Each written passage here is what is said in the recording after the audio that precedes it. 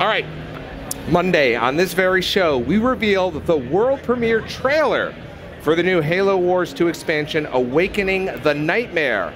And now it's demo time, baby! Joining me to put the game through its paces are Brian Gerard and Max Schlager. Max and Brian, thanks, guys.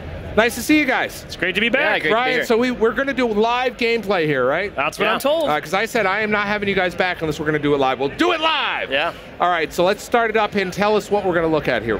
Max, want to lead in here? Yeah, we're going to be showing our new mode here, Terminus Firefight. It's a wave-based kind of horde mode, and Greg Stone is going to be demoing for us. This particular mode is really cool because you've got a base that you can build up like you would in your traditional deathmatch, but you've also got these new barricades and turrets and just waves and waves of enemies coming to get you. So, Larry, you know about Firefight, right? I know it well. And, you know, you mentioned Gears, similar horde mode. It's you versus just wave after wave of crazy amounts of enemies. It gets harder and harder in the game. You'll be able to play 3 people cooperatively. And I believe it dynamically scale and become more difficult as more players join in. So, Greg's goal here is to try to stay alive. Our demo at E3 is 5 levels. 5 levels. And Greg's goal is to try to persist and not let them destroy the big spire we saw, which is called the Terminus. Greg, just a few million people watching, no big deal, buddy. So he's at it over there right now. So now, this is new. This is now available. Well, this content, the Awakening the Nightmare expansion, comes out this fall. This fall, so this is an early look. Yep, brand new mode.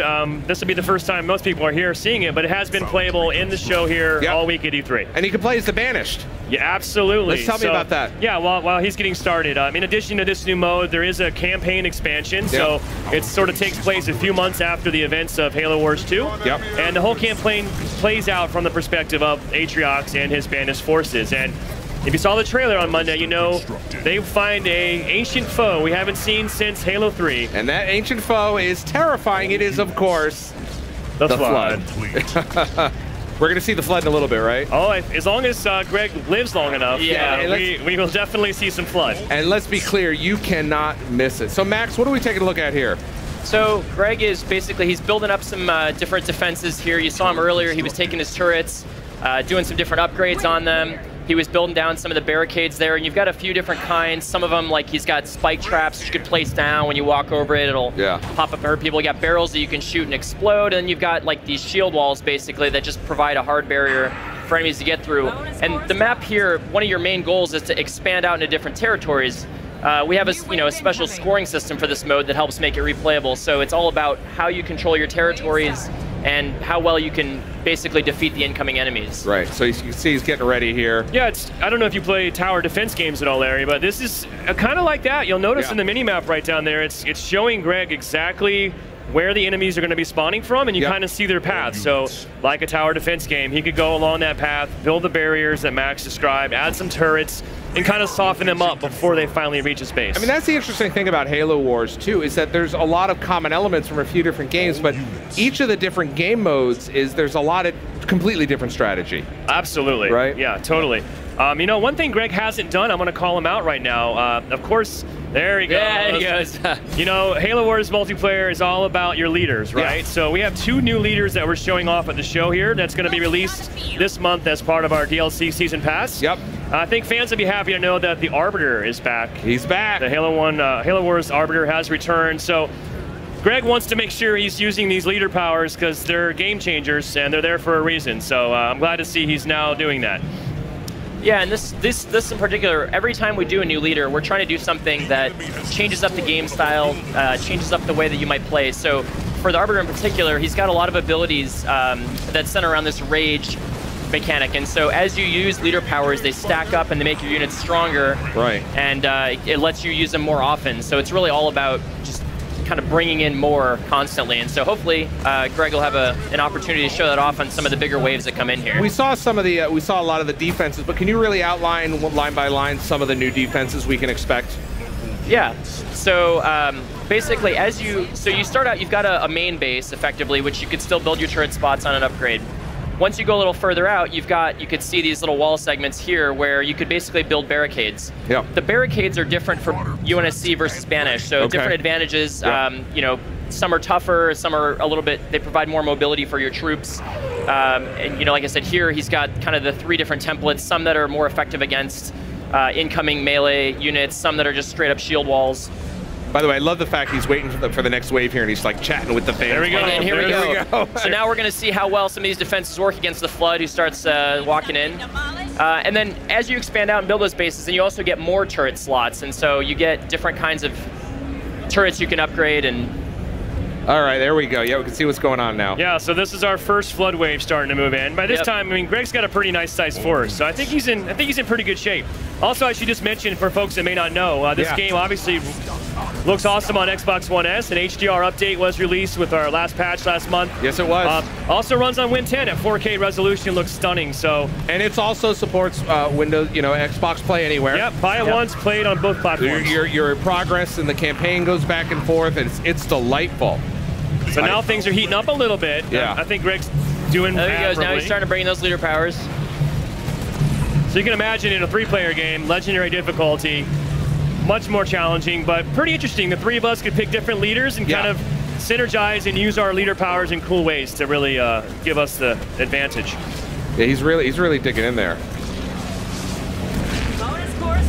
How close? So the wave is kind of coming to an end here. We can see the enemies coming in. Yeah, you see at the upper right there, he's right now in wave 4. This demo will go to, well, there's 5 waves, and he's infected 47 out of 111. So right now, we just got that notification. Wave 5 is about to start, which features the Abomination. Max, what's the story of that guy, by the way? Yeah, so one of the cool things about the waves, too, is we're going to have these basically boss waves, these mini boss waves, where you get some really big, heavy units coming in to attack you. And in this particular wave, we've got a Flood Commander that's going to come in, and he's a really strong melee threat and surrounded by a bunch of his minions there. And so he's going to come in, and you'll see that's going to put a lot more strain on Greg's defenses and his forces, so he's got to really make sure his base and his powers are ready to go. Let's kind of dig in.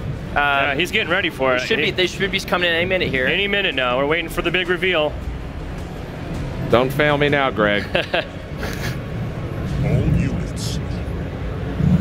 And, just tuning in, you're watching a little bit of Halo Wars. This is the brand new downloadable content that's coming later this year, right, Brian? Yep, it'll be out in the fall, Larry. It's a full campaign expansion. This is our new multiplayer mode called Terminus Firefight. Oh, here comes the Flood.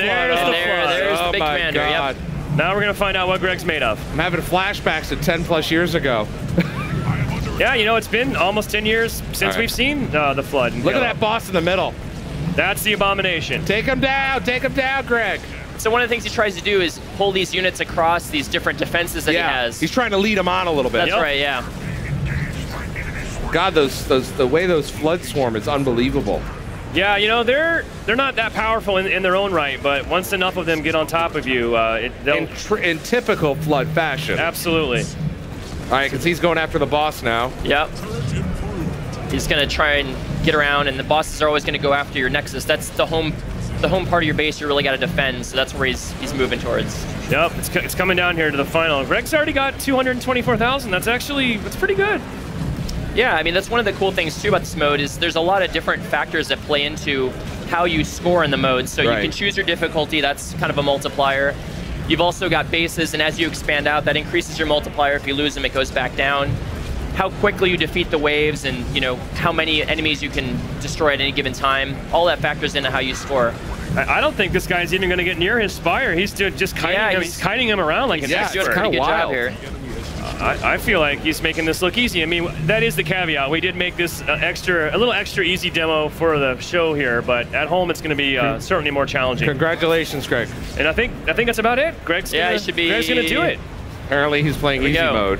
Nice. Nice work, Greg. Nice work, Greg. Yeah. All right. Earlier this week, Kiki Wolfkill brought us a Halo plasma rifle that a bunch of you guys over 343 signed. And today we're going to give it away to a fan in the audience. Brian, you've been involved with the Halo community for a long time. Why don't you pick a lucky audience member? Wow, the pressure. Wow, look at this thing. Let me see. It's really hard pressure. I'm going to go for the guy in the ODS t-shirt. There you go. I'll let you. Come on down. Bring him up here. I don't know how TSA will respond to this, but you're on your own there, buddy. Nice to see you, man. Take there you this go. thing. This is yours. All right, we'll let you. Hold on, don't move. Oh God, boy. All right. Thank you to Max, Brian, Greg, and what's your name? Dustin. The Awakening the Nightmare launches this fall, and now it's time to get the latest and the greatest from the Fulbright Company. Here's a look at Tacoma, their much anticipated follow-up to Gone Home.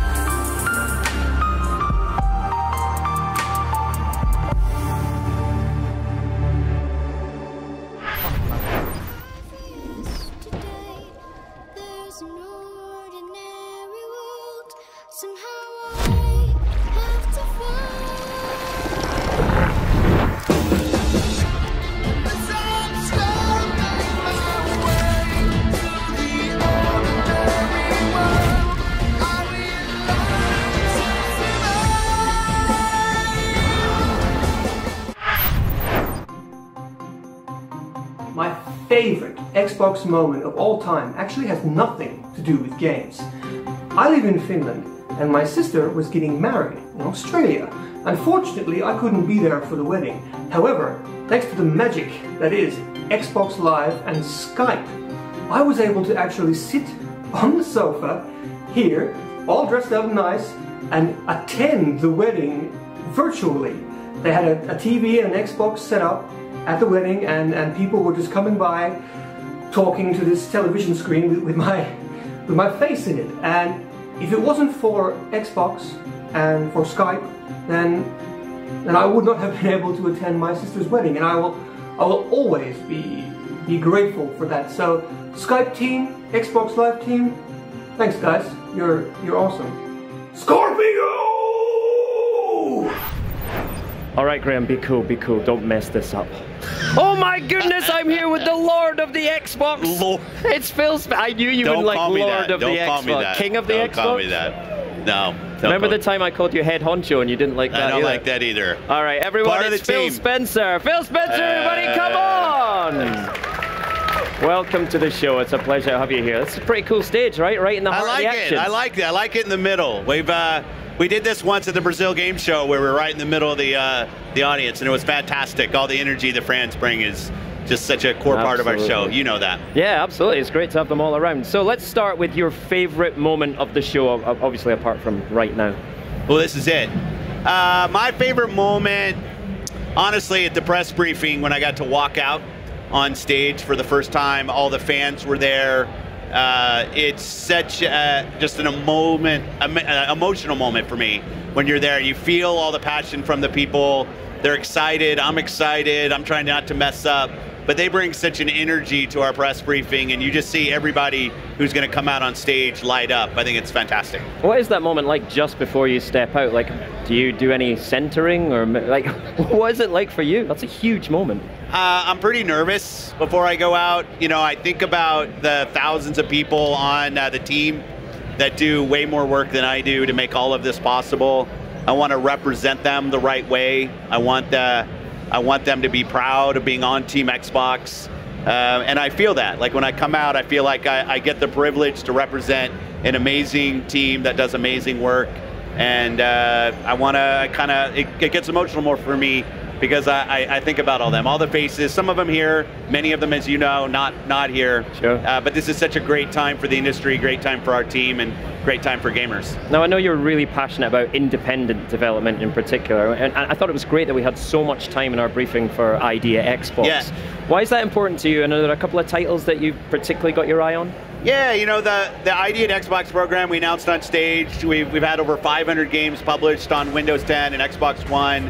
I think some of the best games on our platform have come through the ID program over the years. When we started this generation, I'll be the first to admit, we weren't really sure how the independent developer was going to play a role on console, had been more of a PC thing, but it's Chris Charla, the team at ID at Xbox has done amazing work. The Darwin project was something I really thought. I love having the shoutcaster on stage. Cool, wasn't it? Yeah. He was amazing. Like he did that. I saw him do that like 4 or 5 times, and it was different every time. And he brought the passion every time. It was so good. And their interaction with Mixer that they kind of showed in that briefing, I think really foreshadows what we're going to see in game development as people start writing games that take advantage of not only the player but also give the viewer an opportunity to interact. with Twitch and Mixer and all these things coming, I think it's just a whole new audience opportunity for us. That was a pretty special game for us. But I mean, the lineup of games in the briefing from the ID program I thought was incredible. I was impressed that Darwin Project shoutcaster managed to keep his voice going. Because he was jamming on it, I don't think he talked it. And he had, like, I'd see him on stage and he was a mime until he came out on stage. Brilliant. He did about like Artful Escape, another like just such an amazing stylized game. Yeah. You know, it's just been such a fountain of fun. Like, it's kind of cliche term, but I played so many of those games recently, and I continue to just be really impressed by the creativity from the developers on the ID at Xbox program. Great, and of course everyone was waiting to see Xbox One X. That's right. And it was great to reveal it. How did that feel for you, to reveal it publicly on stage? Well, you know, kind of my second most favorite thing in the briefing was having Kareem Chowdhury come out on stage. Yeah. And those of us that have worked on the team for such a long time know Kareem's been a long-time engineering leader on the Xbox team. And he was very, very nervous to come out on stage. But I thought no better person. He's head of all engineering for Xbox, all our developers, software developers work for Kareem. He finished the video last year, if you remember, this is a monster. Yeah. He got to kind of come out and tie the bow on that. But it was great to see him come out, finally get to, I'll still probably slip up and call it Scorpio 1,000 times, but give it a name, Xbox One X, show the people what it looked like, how our hardware team has made it so small. And obviously the power specs that we're getting out of it are pretty incredible, even beyond what our expectations were. So much further, like right before Mike Ibarra had sent out that we were giving game developers an extra gigabytes of RAM, so they're up now to 9 gigabytes of RAM for game developers. It's just going to be a fantastic time to see that come and see what games are built. So how can developers use that extra power in the games that they're making now? Yeah, you know, for us, it's always been about putting the tools in the hands of the developers and letting them make the creative and technical decisions they want to deliver the right games. I've had certain people tell me, hey, you should mandate 60 frames per second, you should mandate a certain resolution, frame resolution for the game. I'm not going to do that. Our box natively supports a native 4K frame buffer. It supports 60 frames per second. It supports checkerboarding. But if somebody and I'm going to put those tools in the hands of the developers and say, you make the decisions you want. We opened the show with Forza Motorsport 7. There it is. And you see a game that's running at 60 frames per second with a native 4K. But other developers are going to make different decisions, and I think that's, as a platform holder, we have to give the developers the best tools we can, the best hardware we can, and let them take that experience where they want it to. And don't get into this, we're going to mandate this number or that number, and that's how I think we'll end up with the best games. Yeah. What's been your read on the fan reaction to Xbox One X? It's been fantastic, the ones I've talked to. Now maybe I get a little bit of self-selection, but but it's been great to see. I think Xbox has always been about power in my mind, from working on the original Xbox, and now we get this, we get the world's most powerful console as part of our Xbox line of consoles. I see a lot of pride from the long-term Xbox fans, but also, you know, the S console has done so well for us this year. When we launched it in kind of early fall last year, supports HDR, 4K Blu-ray, upscales to 4K. Yeah. It's really these two products in our hardware lineup. I can see kind of a reinvigoration of the Xbox community, which is nice. We also got to show 42 games on our stage, 22 with console exclusivity. I hear over and over, you know, I want to see games, I want to see games. We went a little long in the briefing, we showed a lot of games, but I thought the lineup was fantastic. Absolutely, and the name Xbox One X as well, our best kept secret. What's the story behind the name?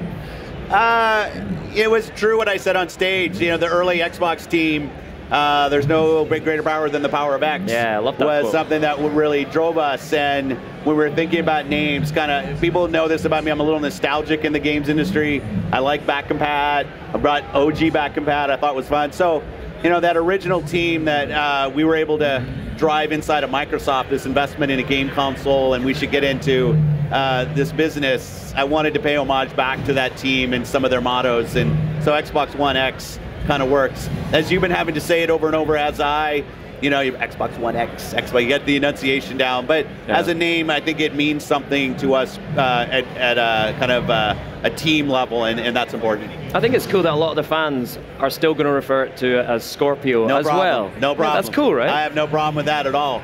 I mean, it's we should be proud of the not only the building of things, but how we end up with finished product. I think 3 years from now, when somebody's buying their first console and there's an Xbox One X console, and if they don't understand Scorpio and all, that's all good. Like, that's where it will go. But for those of us that were around during the announce on stage last year, through the development, through this special event, and then through the launch on November 7th, I think having Scorpio in our hearts, that's all good. That's what games are about. Right. Now, I've been banging on about Forza Motorsport 7 all week. I love that whole franchise. It's over there. It's fantastic. And I know you're a big fan as well, right? I love Forza. So what is it about Forza Motorsport 7 that's got you excited? Well, I'm going to back up a second just to go a little bit long on this. I cannot stop playing Hot Wheels. Yes. On Forza Horizon 3. Good. It's so ridiculously good.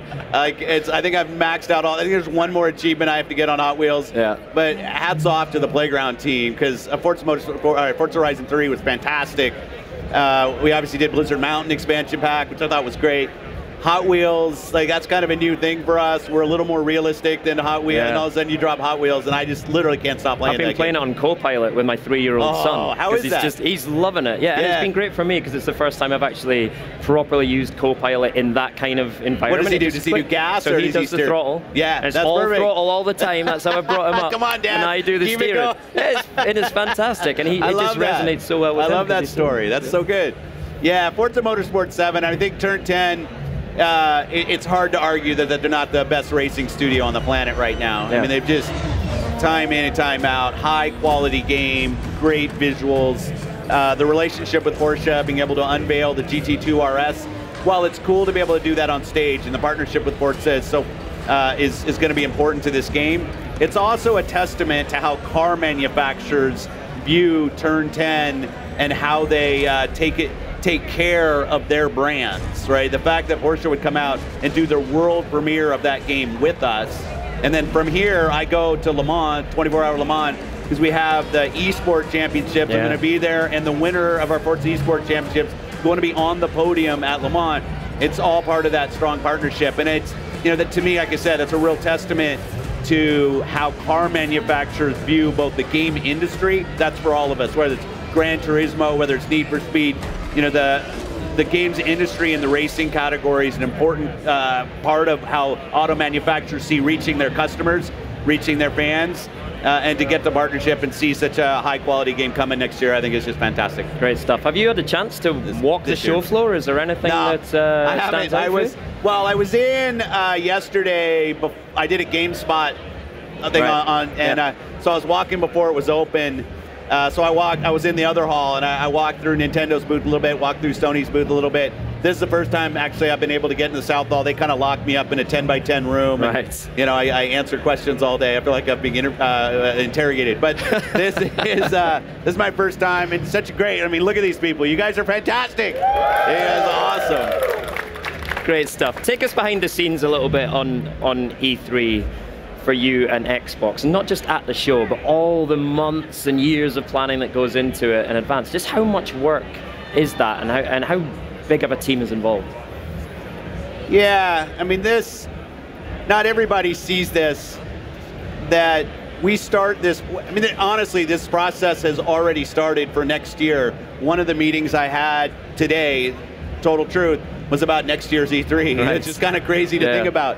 But we're already on that. But from a real kind of production planning, it starts really kind of November, December. We start looking at the games that we're going to want to show, the themes that we're going to want to talk about, start looking at the different assets that the teams are putting together, both first party and third party, to put the show together. And to all these people, you can't see them. I see them, like this is one time I see them every year. They're not even looking up at me, but I'll still wave at them. It's so much work.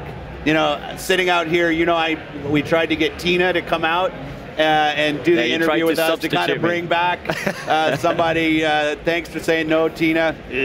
But there's so many people that just put their blood, sweat, and tears into making the show what it is. Yeah. I just want to say to all the people out here, this is such a year-long endeavor for the teams, and I'm so proud to get to work with them. And the show's come off so well. I think this is probably the best show we've ever had. As Xbox, and thanks to the fans, obviously, but also the team behind it. That's the other side of that, right? One of the things I absolutely love about events like this and Gamescom, which is coming up soon, is that all of a sudden we're here with the fans, and I know that means so much to you. Do you have a message you'd like to tell the Xbox fans, both here and watching online? Yeah, I feel like I get repetitive on this, but it is so true to me. I mean, people know I'm P3 on Xbox Live. I get online and I play with people. I hear their positives, I hear their negatives, and I know that it comes from a place of wanting to make this industry a better place. You know, I really view developing games as an art form. It's something I'm proud to have been a part of for so many years. I want to see it continue to grow. And the passion of the fans, sometimes standing in line, maybe sometimes standing in line more times than we would like, coming out, seeing, you know, bozos like me talk about video games and stuff. But it is just such an important part of what drives us as we're making our decisions about the policies that we're gonna have on our platform, by the games that we actually go greenlight, by the hardware that we go build. It is all for the fans, and not at just some kind of PR level. Literally, we're in a category that only works if we capture the hearts of people with the work that we do, and the fans are just such a fantastic part of Team Xbox, and I thank them for all the commitment they have to us. It's been a fantastic ride. Nice. There you go, everyone. Round of applause for the fans in here. What about that? Fantastic. What's next for you today then, Phil? Are you back into the 10x10 room? Or? Yeah, no, I'm actually going on Giant Bomb tonight. Oh, That'll nice. be good. Well, that's fun, yeah. Yeah, Giant Bomb's always good. Tomorrow I'm actually doing, I'll be up there and we're doing something back to Redmond for Microsoft, so I'll be showing some people. And yes, the rest of the time I'll be locked in a little room answering questions. All right, well, brilliant. Well, thank you so much for coming out of the little room to spend some time with us. It's been brilliant. Everyone give up for Phil Spencer! Yeah. There you go. And now here's a look at the next of your fan favorite E3 trailers.